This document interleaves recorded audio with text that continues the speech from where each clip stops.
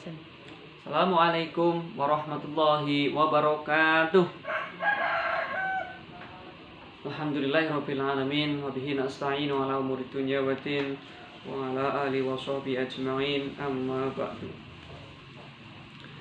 Anak-anakku yang saya banggakan, yang saya cintai, alhamdulillah kita bisa bertatap muka kembali walaupun dengan smartphone atau dengan HP. Semoga tidak mengurangi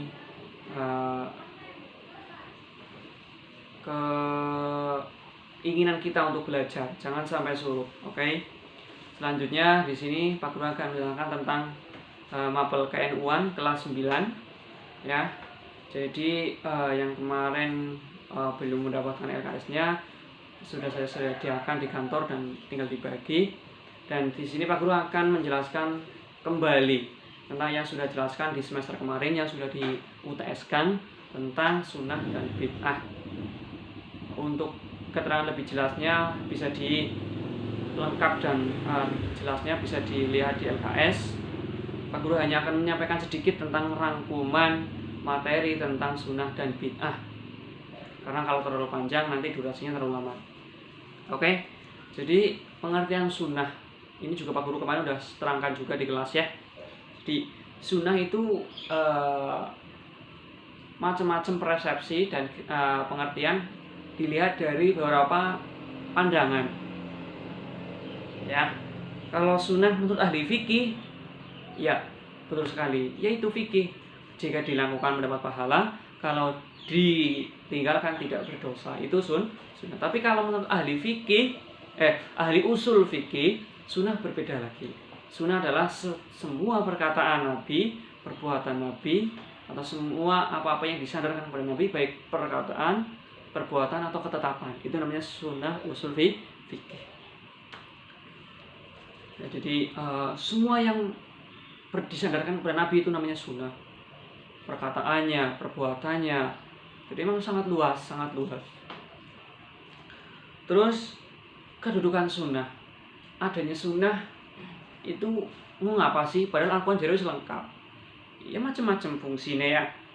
Kalau menurut ahli fikih, sunnah adalah amalan ibadah yang pahalanya secara umum di bawah amalan ibadah wajib. Pelengkap lah, bumbu masakan, itu sunnah menurut ahli fikih. Tapi sunnah menurut usul fikih yaitu sebagai penjelas dalil-dalil utama, yaitu Al-Quran yang bersifat menjabarkan atau mengkhususkan. Itu sunnah menurut usul fikih. Jadi kalau kalian mau mengetahui tentang dalil-dalil harus tahu usul fikih. Makanya yang di pondok yang di SMP Islam Al-Falah tetap rajin ngaji, tetap ngaji sampai mati. Karena apa? Banyak banget ilmu-ilmu yang belum kalian pelajari. Pak Guru juga masih ngaji. Itu secara gambaran seperti itu ya. Jadi sunnah ahli fikih dan sunnah usul fikih berbeda. Yang kedua ada bid'ah. Bid'ah itu apa sih? Kayak bid'ah kolon tulang, wah bid'ah gue ngaku gue beda. Jangan terlalu bid'ah orang lain. Bid'ah itu artinya baru ya, sesuatu yang belum ada pada zaman Rasulullah, itu namanya bid'ah. Nah, tapi kita warga nabiyin jangan suka membid'ah.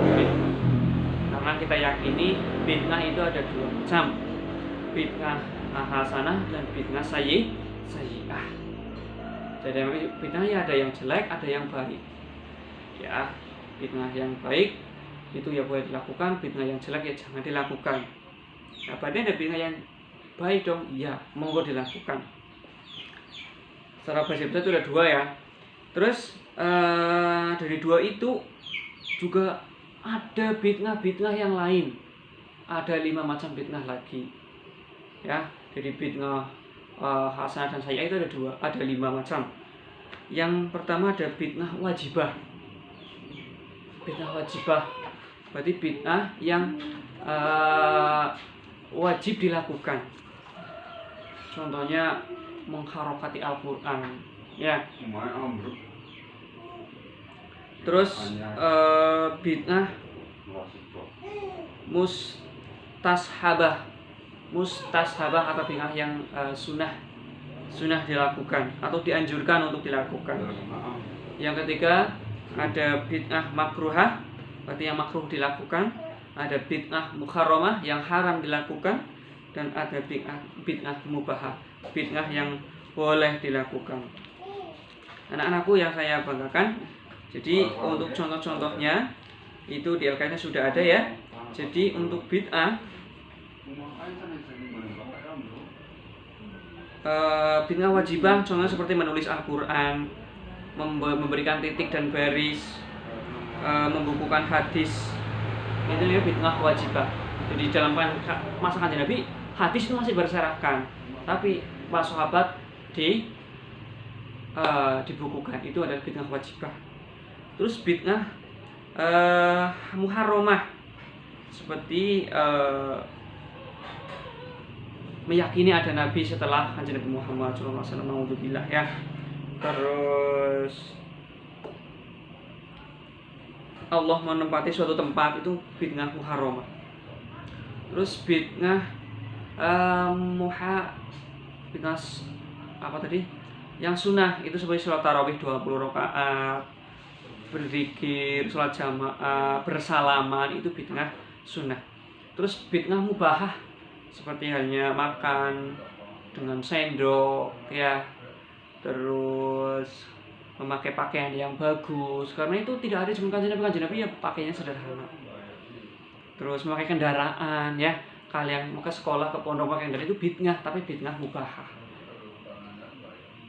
Terus bid'ah makruhah, contohnya itu seperti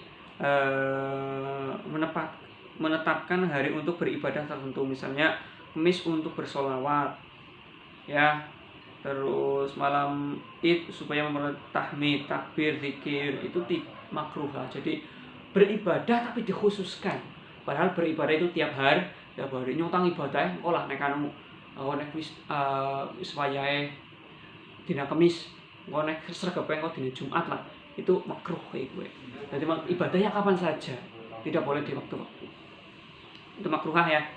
Terus bid'ah makruh lagi adalah zikir terlalu banyak, zikir sampai 20 juta ribu, waduh itu kan kasihan. Atau puasa yang ngedur seumur hidup, nah itu juga makruh. Itu contoh-contoh bid'ah-bid'ah yang makruh ya. Penjelasannya untuk pengulasan zikir atau sunnah dan bid'ah sampai sini dulu. Semoga ada manfaatnya. Mohon maaf bila ada kesalahan. Sama untuk pertanyaan bisa tulis di kolom komentar, dan untuk absennya klik untuk link absen untuk tugas mandiri, untuk ulangan, untuk post test. Ya, dari Pak Guru cukup sekian. Mohon maaf bila ada kesalahan. Assalamualaikum warahmatullahi wabarakatuh.